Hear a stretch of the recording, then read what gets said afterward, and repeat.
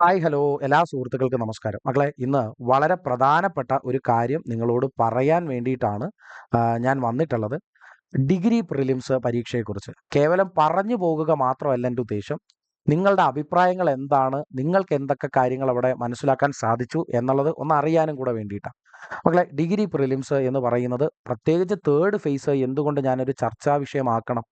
16 deletions വന്നു എന്നതാണ് അവിടുത്തെ പ്രശ്നം. എന്താണ്? 16 ഡിലീഷൻസ്. അതായത് ആൻസർ കീ വന്നപ്പോൾ അതിൽ 16 ഡിലീഷൻസ് ഉൾപ്പെട്ടു.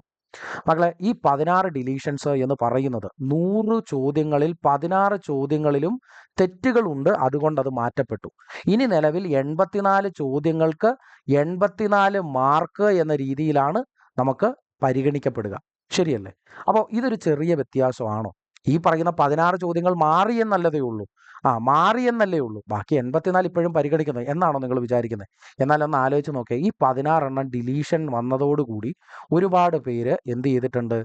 ലിസ്റ്റിനകത്ത് ഉൾപ്പെട്ടേക്കാമോ ഇല്ലയോ എന്ന സംശയത്തിന്റെ നിഴലിൽ വന്ന് നിൽപ്പുണ്ട്. അപ്പോൾ ഇത് PSCയെ സംബന്ധിച്ചിടത്തോളം PSCയുടെ ഭാഗത്തു നിന്നുണ്ടാകുന്ന വീഴ്ച തന്നെയാണ്. അത് വലിയ അത് ഒരു എന്താണ് നമുക്ക് സംസാര വിഷയമാക്കേണ്ട ഒരു കാര്യമല്ല. പക്ഷേ ഇതിനകത്ത് മറ്റു കുറച്ച് കാര്യങ്ങൾ നമ്മൾ എന്ത് ചെയ്യേണ്ടതുണ്ട്? ചർച്ച ചെയ്യേണ്ടതുണ്ട്. എനിക്കെന്തെങ്കിലും പ്രതീക്ഷ വെക്കാൻ പറ്റുമോ? എന്നൊക്കെ പറഞ്ഞുകൊണ്ട് ഒരുപാട് പേര് മെസ്സേജ് അയക്കുന്നത് കാണുമ്പോൾ എനിക്കും നന്നേ ബുദ്ധിമുട്ട് തോന്നുന്നുണ്ട്, വിഷമം തോന്നുന്നുണ്ട്.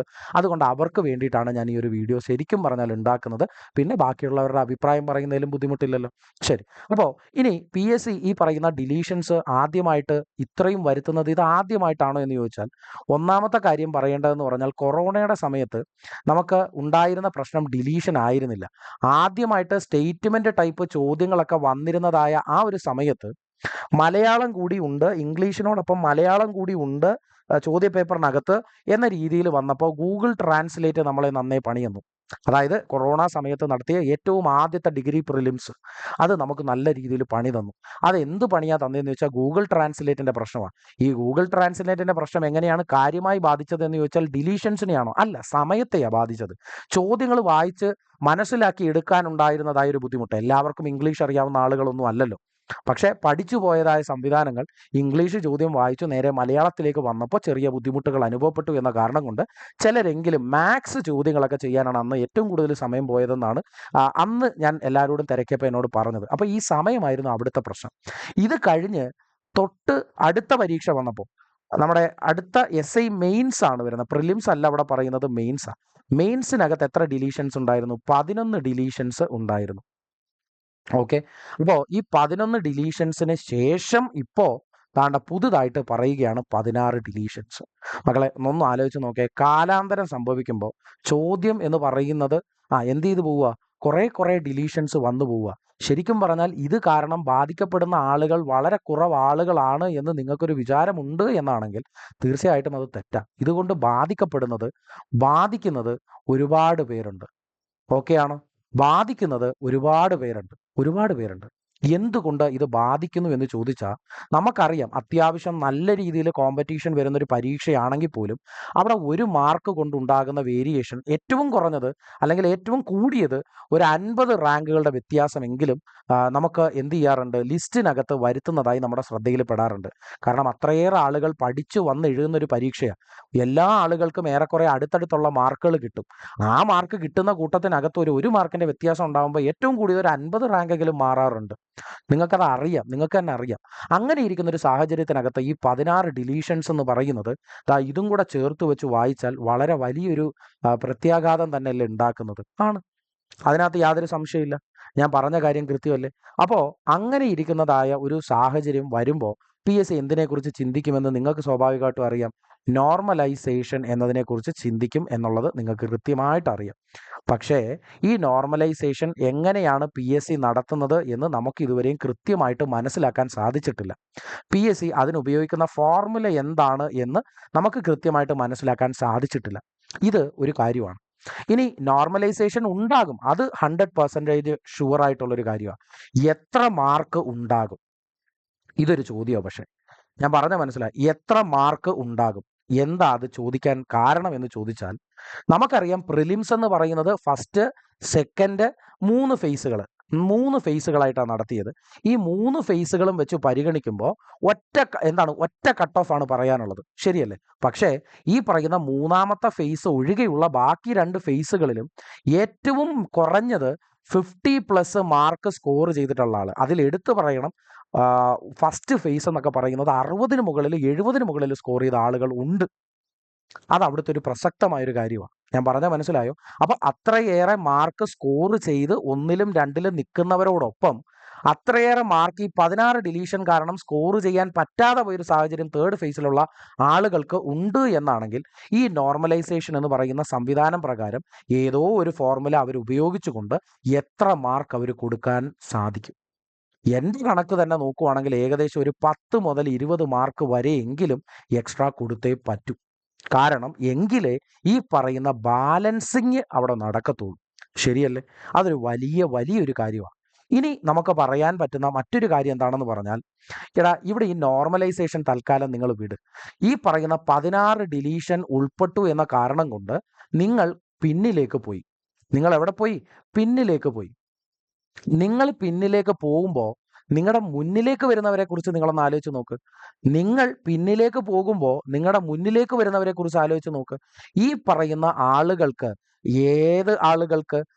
പിന്നിലേക്ക് പോകുന്നവരായിക്കോട്ടെ, ഈ പറയുന്ന മുന്നിലേക്ക് പോകുന്നവർ വേണമെങ്കിലും ആയിക്കോട്ടെ, ഈ പറയുന്ന 2 പേർക്കും നോർമലൈസേഷൻ ഒരേ രീതിയിൽ തന്നെ ആയിരിക്കുമോ കൊടുക്കുക?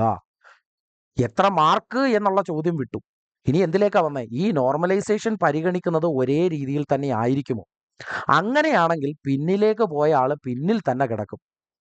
ഓക്കെ, പിന്നിലേക്ക് പോയ ആള് പിന്നിൽ തന്നെ കിടക്കും. എത്ര നോർമലൈസേഷൻ കൊടുത്തു എന്ന് പറഞ്ഞാലും കാര്യമില്ല. പിന്നിലുള്ള ആള് പിന്നിലും, പിന്നിലേക്കായപ്പോൾ മുന്നിലേക്ക് പോയവര് മുന്നിലേക്കും തന്നെ വരും. ആ കാരണം കൊണ്ട് ലിസ്റ്റിനകത്ത് ചില ആളുകൾക്കെങ്കിലും ഉൾപ്പെടാൻ പോകാതെ പറ്റുന്ന ഒരു സാഹചര്യം ഉറപ്പായിട്ടും വരും. ഓക്കെ, ഇനി അറിയാം അത്രമേൽ ആളുകൾ എഴുതിയ പരീക്ഷയല്ലേ, അതുകൊണ്ടാണ് ഞാൻ ഈ പറഞ്ഞത്. 1 മാർക്കിന്റെ വ്യത്യാസം ഏറ്റവും കുറഞ്ഞത് ഒരു 50 പേരുടെ വ്യത്യാസമെങ്കിലും ഇൻ ബിറ്റ്വീൻ ഉണ്ടാക്കില്ലേ, അതുകൊണ്ടുകൂടാണ് ഞാനത് പറഞ്ഞത്. ഡൗട്ടൊന്നുമില്ലേ? അപ്പോൾ ഒരു കാര്യം മനസ്സിലായി, ഈ നോർമലൈസേഷൻ എന്ന് പറയുന്നത് എല്ലാവർക്കും ഒരുപോലെ കൊടുക്കേണ്ട ഒരു സാഹചര്യം വരുമോ? എല്ലാവർക്കും ആ ഒരു ഷിഫ്റ്റിനകത്ത്, പർട്ടിക്കുലർ ആയ തേർഡ് ഷിഫ്റ്റിനകത്ത് എല്ലാവർക്കും ഒരുപോലെ കൊടുക്കേണ്ടി വരുമോ? നമുക്കറിയാം SSC അതുപോലെ RRB പോലെയുള്ള പരീക്ഷകളിൽ എഴുതിയ ക്വസ്റ്റ്യൻസുകളുടെ പ്രപ്പോർഷൻ ചെക്ക് ചെയ്ത് നോക്കിയിട്ടാണ് കൊടുക്കാറ്. അതായത് എത്ര ക്വസ്റ്റ്യൻസിന് ആൻസർ ചെയ്തിട്ടുണ്ട്, ഈ ആൻസർ ചെയ്ത ചോദ്യങ്ങളിൽ എത്ര റോങ് ആയ ആളുകളുണ്ട്, എത്ര കറക്റ്റായ ആളുകളുണ്ട്, എത്ര ഡിഫിക്കൽട്ട് ലെവലിലെ ക്വസ്റ്റ്യൻസ് വരെ ആൾ അറ്റൻഡ് ചെയ്തിട്ടുണ്ട്. അങ്ങനെ ഒരുപാട് കാര്യങ്ങൾ പരിഗണിച്ചുകൊണ്ട് ഇൻഡിവിജ്വൽ ആയിട്ടുള്ള മാർക്കായിരിക്കും കൊടുക്കുക. അതായത് ഈ ഇൻഡിവിജ്വൽ എന്നതുകൊണ്ട് ഉദ്ദേശിക്കുന്നത് ആൾ മാറുന്നതിനനുസരിച്ച് അയാളുടെ കേപ്പബിലിറ്റി അനുസരിച്ച് ആ നിർണ്ണയിക്കപ്പെടുന്ന ഓരോ മാർക്ക്. ഇപ്പോൾ എനിക്ക് ചിലപ്പം 1 മാർക്കായിരിക്കും തേർഡ് ഫേസ് എഴുതുമ്പോൾ എനിക്ക് കിട്ടുക, എൻ്റെ കൂടെ ഇരിക്കുന്നതിന് ചിലപ്പോൾ 5 മാർക്ക് കിട്ടിയെന്ന് വരും. ആ ഒരു വ്യത്യാസം അവിടെ കിട്ടത്തക്ക രീതിയിൽ, ഈ 5 മാർക്ക് എന്നൊക്കെ ഉള്ളത് വളരെ കൂടുതലാണ്. 1 മാർക്ക് ചിലപ്പോൾ ഒരു 1.5-2 മാർക്കിൻ്റെ വ്യത്യാസം അത്രയൊക്കെ ഉണ്ടാവുള്ളൂ. അപ്പോൾ എനിക്ക് 1 മാർക്കാണ്, എൻ്റെ കൂടെ ഇരിക്കുന്നതിന് ചിലപ്പോൾ 1.5 മാർക്ക് കിട്ടിയെന്ന് വരും. ആ ഒരു വ്യത്യാസം ആളെന്നുള്ള രീതിയിൽ, ഇൻഡിവിജ്വൽ ആയിട്ടെന്നുള്ള രീതിയിൽ പരിഗണിക്കേണ്ടതായിട്ടുള്ളൊരു സാഹചര്യം ഇവിടെ വരാമോ? ഇതൊരു ചോദ്യമാണ്. നിങ്ങൾ പറയണം ഇതിൻ്റെയൊക്കെ ഉത്തരം. ഇങ്ങനൊരു സാഹചര്യം ഇവിടെ വരാമോ? ഓക്കെ അല്ലേ? ഇനി അങ്ങനെ ഒരു സാഹചര്യം വന്നു എന്ന് തന്നെ ഇരിക്കട്ടെ. ഓക്കെ, അങ്ങനെ ഒരു സാഹചര്യം വന്നു എന്ന് തന്നെ ഇരിക്കട്ടെ. അവിടെ അതല്ലാതെ മറ്റൊരു കാര്യം കൂടി നമ്മൾ ചിന്തിക്കേണ്ടതുണ്ട്. എഴുതിയ നമ്പർ ഓഫ് കാൻഡിഡേറ്റ്സുകളുടെ എണ്ണം. Number of candidates. അപ്പോൾ ഈ നമ്പർ ഓഫ് കാൻഡിഡേറ്റ്സ് എങ്ങനെയാണ് പ്രസക്തമായ ഒന്നായി മാറുന്നത് എന്ന് ചോദിച്ചാൽ, എല്ലാ ഫേസ് നടത്തുമ്പോഴും അല്ലെങ്കിൽ എല്ലാ ഫേസിന്റെ ലിസ്റ്റ് പുറത്തു വരുമ്പോഴും ഓരോ ഫേസിനകത്തു നിന്നും പ്രപ്പോർഷണൽ ആയിട്ടുള്ള ആളുകളെ സെലക്ട് ചെയ്യും. അങ്ങനെയെങ്കിൽ അങ്ങനെ ഒരു പ്രപ്പോർഷണൽ ആകുന്ന രീതിയിൽ ഒരു സെലക്ഷനാണ് അവിടെ നടക്കുന്നതെങ്കിൽ ഈ തേർഡ് ഫേസ് എഴുതിയ കാൻഡിഡേറ്റ്സിന്റെ എണ്ണം കുറവാണ് എന്നിരിക്കട്ടെ, എങ്കിൽ എന്ത് ചെയ്യേണ്ടി വരും? ലിസ്റ്റ് എന്ന് പറയുന്നത് കൂടുതൽ ആളുകളെ ഉൾപ്പെടുത്തുന്നതായ ഒരു ലിസ്റ്റ് ആയിരിക്കും. ഞാൻ പറഞ്ഞ മനസ്സിലായോ?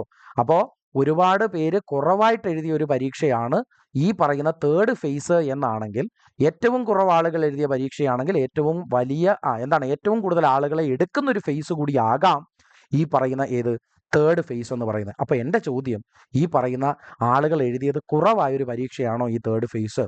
ഒപ്പം ഒപ്പം ഏറ്റവും കൂടുതൽ ആളുകളെ ഇപ്പോൾ ഈ പറയുന്ന ഈ 16 ഡിലീഷൻ തേർഡ് ഫേസിൽ നിന്ന് മാത്രമായി വരുന്നു എന്ന കാരണം കൊണ്ട് ഈ പറയുന്ന ഡിലീഷൻ എന്ന് പറയുന്നത് സംഭവിച്ചത് ബാധിക്കപ്പെട്ടതായ ആളുകൾക്ക് എന്താണ് പരിഗണന എന്നുള്ള രീതിയിൽ ഈ പറയുന്ന തേർഡ് ഫേസിൽ നിന്ന് ഈ ഒരു പ്രപ്പോർഷണാലിറ്റി എന്നുള്ളതിനെ മറികടന്നുകൊണ്ട് ഈ പറയുന്ന ഡിലീഷൻസ് എന്ന് പറയുന്നത് കാര്യമായി പണി കൊടുത്ത ആളുകളെ കൂടി പരിഗണിക്കുന്ന രീതിയിലേക്ക് എന്താണ് കൂടുതൽ ആളുകളെ ലിസ്റ്റിനകത്തേക്ക് എടുക്കും എന്ന രീതി ഈ പറയുന്ന തേർഡ് ഫേസിന് വരുമോ? ഇത്രയും കാര്യങ്ങൾക്കുള്ള ഉത്തരം കൃത്യമായിട്ട് പറയാൻ സാധിച്ചാൽ മാത്രമേ ഈ പറയുന്ന നമുക്ക് ലിസ്റ്റിനകത്ത് നിങ്ങൾ ഉൾപ്പെടുമോ ഇല്ലയോ എന്ന ചോദ്യത്തിന് എനിക്ക് ഉത്തരം പറയാൻ പറ്റും. ഞാൻ പറഞ്ഞ മനസ്സിലായോ? എന്നെ സംബന്ധിച്ചിടത്തോളം എൻ്റെ മുമ്പിൽ വെറുതെ എനിക്കൊരു കട്ട് ഓഫ് വേണമെങ്കിൽ പറയാം. ഈ പറയുന്ന വേണമെങ്കിൽ എനിക്കൊരു കട്ട് ഓഫ് വേണമെങ്കിൽ വെറുതെ പറയാം. ഈ പറയുന്ന കട്ട് ഓഫ് എന്ന് പറയുന്ന സാധനം വെറുതെ പറഞ്ഞു പോയിട്ട് കാര്യമില്ലല്ലോ. അത് കൃത്യമായ മാനദണ്ഡത്തിന്റെ അടിസ്ഥാനമായിട്ടല്ലാതെ എനിക്കത് പറയാൻ പറ്റും? ഇല്ല, പറയാൻ പാടില്ല. അപ്പോൾ അതുകൊണ്ടാണ് എനിക്ക് ഒരുവിധം വരുന്ന മെസ്സേജുകൾക്ക് എനിക്ക് റിപ്ലൈ തരാൻ പറ്റാത്തത്. ഓക്കെ. ആക്ച്വലി എനിക്ക് തരണമെന്നുണ്ട്. പക്ഷേ ഞാൻ ആ റിപ്ലൈ തരുന്നത് കൊണ്ട് ഒരു പക്ഷേ നിങ്ങൾക്ക് ഒരു വിഷമമാണ് ഉണ്ടാകുന്നതെങ്കിൽ അത് എനിക്കും സഹിക്കാൻ പറ്റത്തില്ല എന്ന കാരണം കൊണ്ടാണ് ഞാനതിന് റിപ്ലൈ തരാത്തത്. അപ്പോൾ എന്നിരുന്നാലും ഇത്രയും കാര്യങ്ങൾ നിങ്ങളുടെ ഉള്ളിലേക്ക് നിങ്ങൾ എന്ത് ചെയ്യുക, ഒന്ന് കരുതി വെച്ചേക്കുക. നിലവിൽ ഈ പറയുന്ന പ്രിലിമിനറി നടത്തിയിട്ടുള്ളത് LSGD എക്സാമിന് വേണ്ടിയിട്ട്, ലോക്കൽ സെൽഫ് ഗവേണിംഗ് ഡിപ്പാർട്ട്മെൻറ്റിന് വേണ്ടിയിട്ട്, SIക്ക് വേണ്ടിയിട്ട്, പിന്നെ അസിസ്റ്റൻറ്റ് മാനേജർ, മാർക്കറ്റിംഗ് മാനേജർ എന്നൊക്കെ പറഞ്ഞ് വേറെ കുറേ പോസ്റ്റുകളൊക്കെ ഉണ്ടായിരുന്നു. പക്ഷേ ഇതിൽ ശ്രദ്ധേയമായിട്ടുള്ളതായ 2 പരീക്ഷകളെന്ന് പറയുന്നത് ഈ LSGDയും SI പരീക്ഷയുമാണ്. അപ്പോൾ ഇതുവരെ നടത്തിയിട്ടുള്ളതായ പരീക്ഷയിൽ 40-ന് മുകളിൽ എന്തായാലും കട്ട് ഓഫ് വന്നിട്ടുണ്ട്. അപ്പോൾ ഈ പറയുന്ന കട്ട് ഓഫ് 40-ന് മുകളിൽ വന്നിട്ടുണ്ടെങ്കിൽ ഈ പറയുന്ന നോർമലൈസേഷൻ ഈ 40+ റേഞ്ചിലേക്ക് ഈ 16 ഡിലീഷൻസ് കൂടി ഉൾപ്പെട്ട് പണി കിട്ടിയ ആളുകളെ കൂടി പരിഗണിക്കാൻ എന്നുള്ള രീതിയിലേക്ക് എത്തണ്ടേ? ഇതും ഒരു ചോദ്യമാണ്. നിങ്ങൾക്ക് എന്ത് തോന്നുന്നു എന്ന് നിങ്ങളൊന്ന് കമൻറ്റ് ചെയ്യുക. ഓക്കെ. അപ്പോൾ എല്ലാവർക്കും നന്ദി.